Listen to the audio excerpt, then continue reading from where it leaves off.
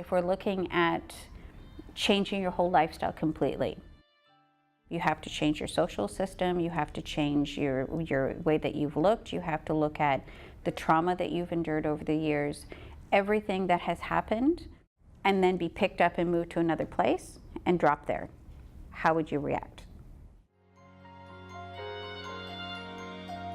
Part of what we do here is we reintegrate men and women, brothers and sisters as we call them, back into society.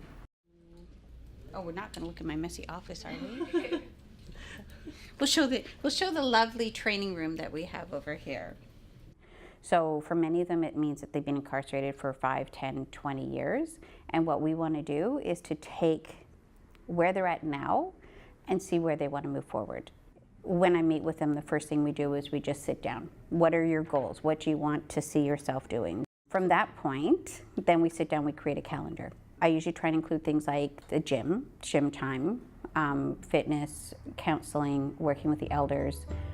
I think I've learned more than I've been able to teach doing this.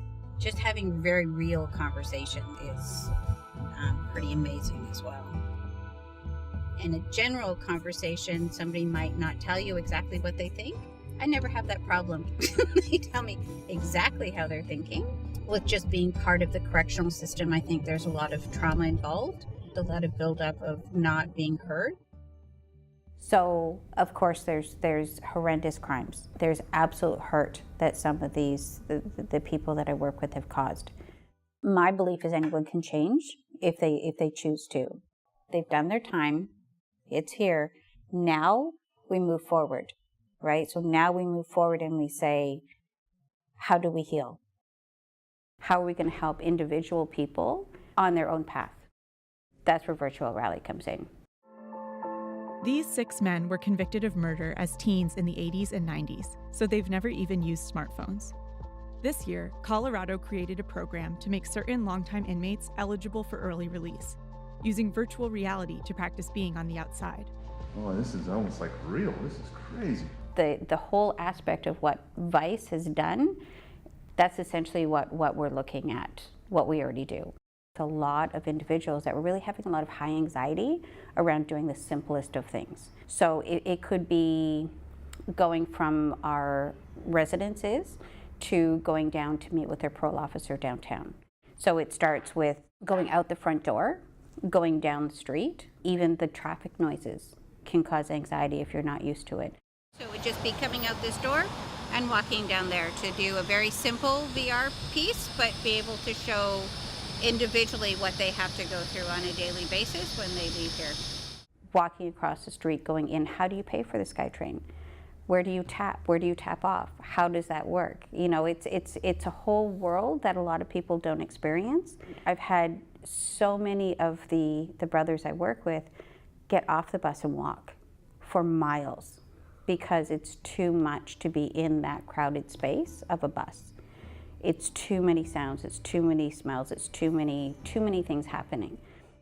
Each of these drums was painted by different most of brothers that have gone through the house.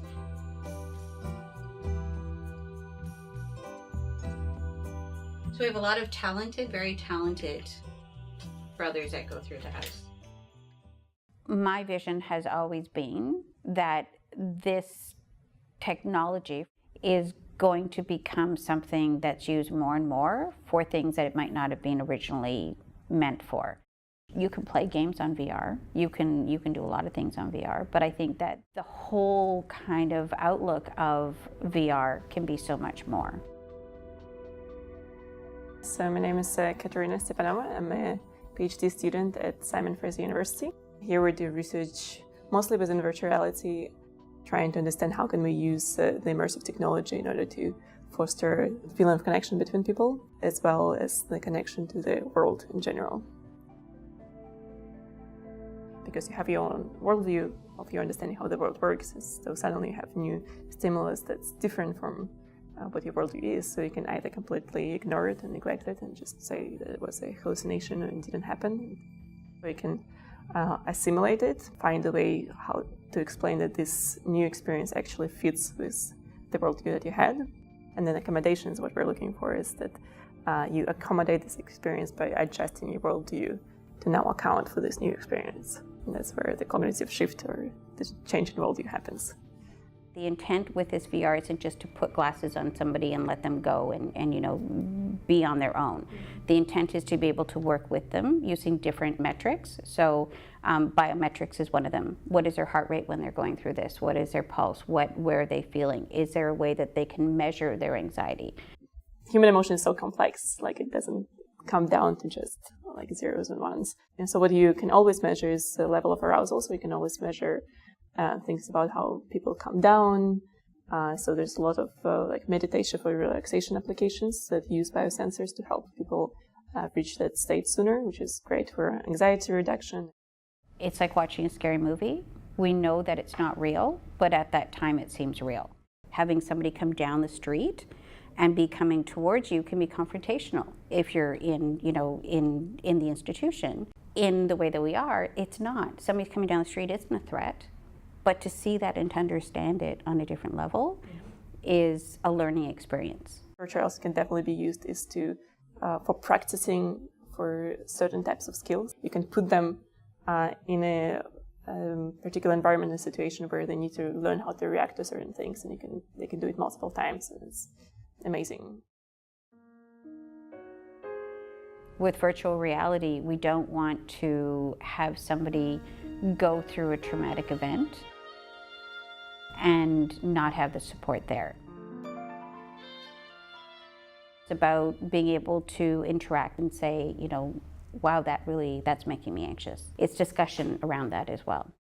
Throughout this whole process, we've been very inclusive with including people that have been incarcerated. So they're able to, give us their input as well.